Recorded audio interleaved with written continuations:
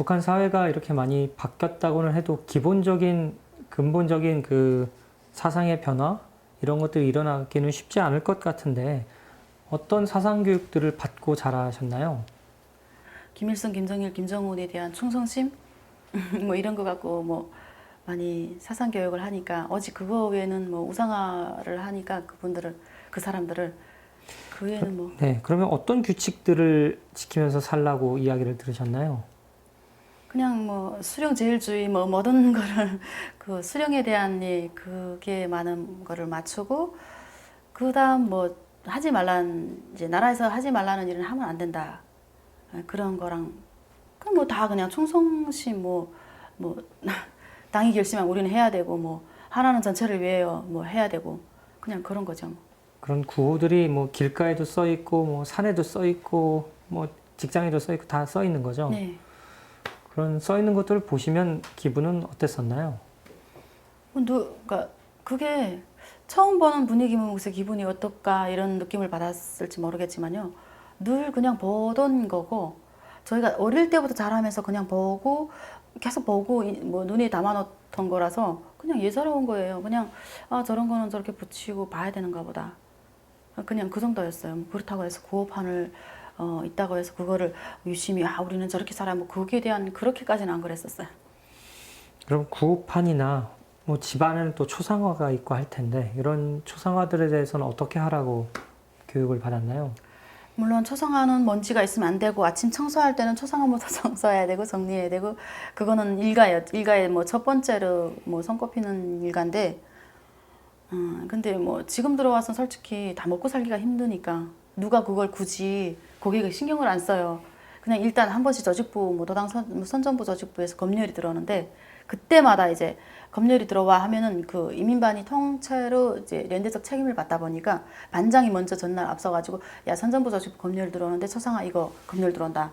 빨리 다 집집마다 먼저 통과시키는 거예요. 초상화를 볼 때 예전에는 좀 더 경외심을 갖고 봤다면 요즘엔 좀 달라졌을까요? 많이 달라졌죠. 이제는 초상화에 언제 신경 쓸 새가 있어요. 내가 먹고 살기도 힘든데. 그러다 보니까 모든 사람들이 충성심은 많은 저하를 이제 일으킨 것 같아요. 왜냐면 이제 뭐 사람 국민들뿐만 아니라 군대들도 이제 충성도가 많이 떨어져가지고 예, 그런 거 갖고 많이 이제 사상교육 사업 이거를 많이 강화하던데 뭐 국민들이야 더 말할 거 있어요. 뭐 초상화 같은 거 언제 무슨 거기 신경 쓸 저 같은 경우도 초상화가 이제 엄마 집에 살 때는 막 비가 맞아가지고 비가 새잖아요 집에 그러면 습기 차가지고 막 이제 우글우글하게 됐잖아요. 그러면 그거를 초상화가 오글오글해진다는 예 거죠. 그런 거를 그냥 걸고 있는 사람은 저는 완전 체조를 받아야 돼요. 근데 언제 그거를 또 바꾸려고 하면 그거에다 돈을 팔고 바꿀 형편이 됐어요. 그냥 저는 그냥 걸어 썼어요. 그럼 문제가 되지 않았나요? 문제가 되긴 한데 이제처럼 검열 들어온다라고 한다던가 뭐 이럴 때는 그거를 이제 또 막 어떤 집은 내려가지고 다리밀로 이제 빡빡 다려요. 대가지고 다시 또 이제 모시거든요. 모신다고 하는데 그런 정도. 뭐 지금 요즘 세대 들어서는 초상화에 신경을 안 써요. 그냥 이게 여기 옷에다가 다는 배지 같은 초상화 있잖아요. 초상휘장. 예, 초상의장 같은 데는 좀 신경을 써요. 왜냐면 북한 형편에서 봤을 때 그게 어떤 브로치 같은 용도? 그런 용도잖아요. 모든 옷을 입고 뭐 이쁜 옷이라든가 외출복을 입었을 때 그게 한갓 그 세팅돼야 되는 그런 예, 그런 거니까 브로치 같은 정도? 그러니까 그거를 이쁜 거 좀 새 것을 달고 나가겠다고 모두 신경을 쓰더라고요. 그러니까 그게 충성심이 높아서 내가 이거를 달고 나가야 된다고 신경 쓰는 게 아니라 이제 같이 내 외모에서 의상에서 빠질 수 없는 물건이니까 좀 더 이쁘고 새 것으로 착용하면은 내가 좀 더 뭐 의젓해 보이지 않는가? 뭐 이런 정도에서 사용을 했던 것 같아요. 바꿀 수는 없으니까 그 상황에서 네. 그나마 제일 예쁜 걸로 좀 해보고 네. 싶어 하는 네. 거죠. 그리고 초상화도 오글거리게 되고 그러면 뭐 바꿔주거나 그러지 않나요? 바꿔줘요. 근데 바꿔주는 게 또 시기가 있어요. 아무 데나 바꿔주는 게 아니라. 근데 내가 신청을 해서 바꾸면 바꾸긴 하는데 또 거기 시간이 좀 걸리기도 하고 아무튼 번거로워요. 그래서 그냥 웬만하면 그냥 다 걸고 있지. 그러니까 그게 솔직히 모든 뭐 주민들이 충성심 그런 데 신경을 많이 썼다라고 하면 내가 할 일을 못 하더라도 그거를 바꾸려고 노력했을 거예요. 근데 굳이 그거를 번거롭게 바꿔야 돼? 뭐 이 정도. 웬만하면 그냥 걸면 되지. 네. 예, 이런 의식으로 많이 변화된 것 같아요. 또 그만큼 사회에서 중요하게 보는 게 동상이잖아요. 네. 동상에 대해서는 어떤 기억이 있으세요? 저희 어릴 때 너무 학교 다닐 때 너무 동상 청소, 동상 뭐 관리 이런 거 많이 나갔었거든요. 그래서 눈이 오면 눈 청소하고 뭐 정성컬러 이렇게 뭐 빨갛게 만들어 가지고 그거를 갖고 가서 닦고 뭐 이런 일을 많이 했었어요. 근데 뭐 동상이 그냥 이렇게 세워졌으니까 이거는 또 뭐 동상이니까 관리를 해야 되고 뭐 그게 진짜 동상이 있다고 해서 진짜 거기 가서 뭐 저는 개인적으로 그렇게까지는 안 네. 그랬었어요.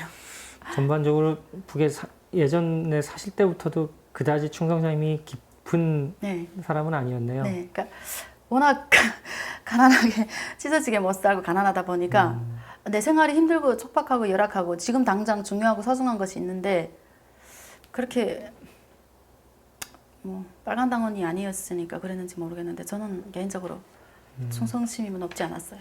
주변의 다른 분들은 어땠나요? 뭐 저희 친구들 같은 경우도 저랑 다 비슷한 것 같아요. 그러니까 엄마 아빠 세대에서는 안 돼. 뭐 그런 걸 그렇게 하면 안 돼. 이런 걸 많이 강요했거든요. 근데 저희 세대에서부터는 뭐 그런 거를 갖고 많이 고난의 행군이나 이런 어려운 생활이 더 깊어지면서 그렇게 변화가 더 많아졌을까요? 그럼요. 고난의 행군 시기를 거쳐서 또 이제 화폐 개혁을 거쳐서 아무튼 이제 시민들의 의식이 생활이 힘든 열악한 상황에서 다 살아남다 보니까 나름대로의 방식이 다 틀려지고 또 어쩌면 양육강식이 세상도 됐잖아요. 그러다 보니까 인정이라든가 이런 마음 씀씀이 같은 거는 다 진짜 말라버리고 진짜 좀 모두 이제 저런 모든 거를 저처럼 충성심 같은 것도 뭐가 다 풍요로울 때 내가 감정이 뭐 메마르지 않을 때 생기는 것 같아요. 근데 이미 다 뭐 말라버린 그런 감정을 가지고 그게 잘 안 되더라고요. 그런 와중에도 한국 드라마나 한국 영화를 많이들 본다고 이야기하는데 어떠셨어요? 저 같은 경우도 개인적으로 많이 봤어요. 일단 한국 드라마랑 화폐 개혁을 하는 시점에서부터랑 이제 모든 시민 의식이 바뀌게 된 계기도 어쩌면 한국 드라마에서도 많은 파워가 있었던 것 같아요. 제가 봤을 때는. 그러니까 한국 드라마 보면서 지금 요즘 뭐 2018년, 19년 기준, 제가 오기 직전의 기준으로 놓고 보면은, 모든 생활에서라든가 무슨 이제 뭐 일상 생활에서 흘러가는 이 패턴이 많이 한국 드라마에 비슷하게 학교 뭐 이제 뭐 결혼식을 한다라고 해도 한국식 뭐 저고리, 남한식 저고리 이런 것도 있고 머리 스타일이라든가 뭐 이것도 다 그러니까 제가 지금 대한민국에 왔으니까 지금 바라봤을 때 그때를 생각한다라고 하면 지금 보면은 다 대한민국을 따라가는 것 같아요. 한국을 따라해요. 뭐 외국 문을 접했다, 뭐 항색바람이 외국 문화다 이렇게 하는데 외국 문화가 아니었던 거예요. 다 한국 문화를 접했던 것 같아요. 한국 드라마를 보면서 많이 사람들이 깨어 있고 그대로 하려고 노력하고 생일 파티 이런 것도 많이 한국식으로 많이 했었거든요. 이제는 뭐 카라오케장 같은 데 가서 식당 뭐 생일 파티하고 헤어지고 깨끗하게 뭐 이런 뭐 결혼식도 식장에 가서 하고 뭐 웨딩드레스 정도는 안 입지만은 그래도 해산 뭐 량강도 해상 같은 경우도 결혼식 식당이 따로 있어요. 그 코스가 있고 저희 같은 경우도 결혼식 다 식당에 가 하거든요. 뭐 식당에 가서 다 하고 뭐 옛날처럼 집에서 하고 이런 거 안 하거든요. 이제는 뭐 많이 한국식으로 많이 따라가요. 드라마나 이런 걸 보면서 거기 나오는 생활을 따라하게 된다는 거죠? 네. 거기서 봤을 때 뭔가 저 세상은 저렇게 사네? 우리 세상은 그렇지 않은데? 라고 보여졌던 것들이 있나요?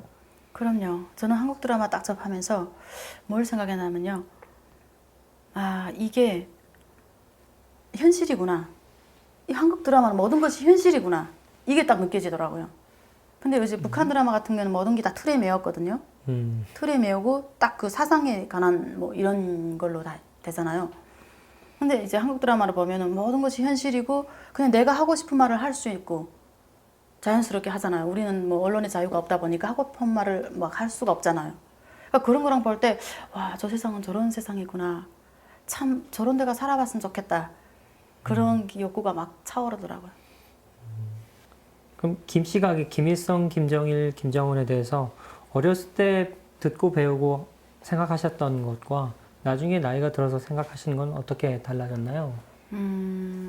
어렸을 때는 진짜 이제 수령이고 진짜 하늘이 내신 분이고 진짜 우리 태양인 줄 알았어요.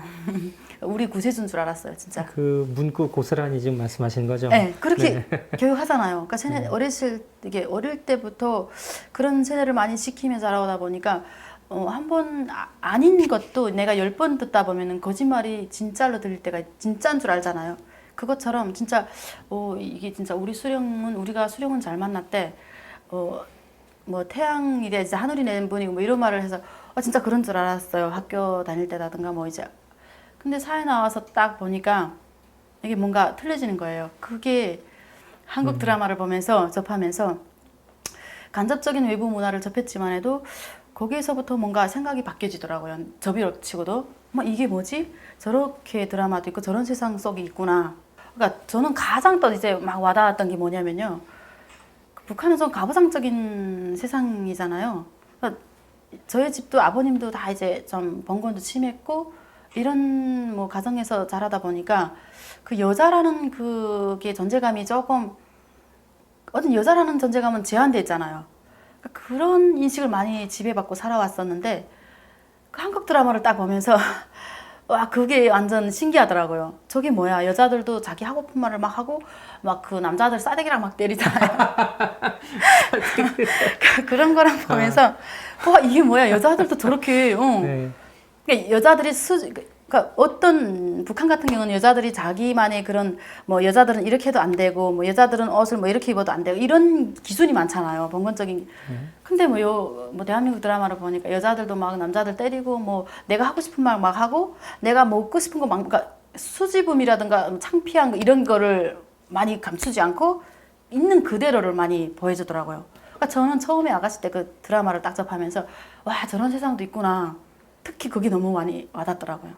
그러니까 그런 데서부터 저비록치고도 많이 의식이 깨어지면서 저의 세대 차에 있는 사람들도 아마 그런 수준에 많이 업그레이드돼서 뭐 의식이라든가 이런 게 변화되지 않았을까 생각하고요.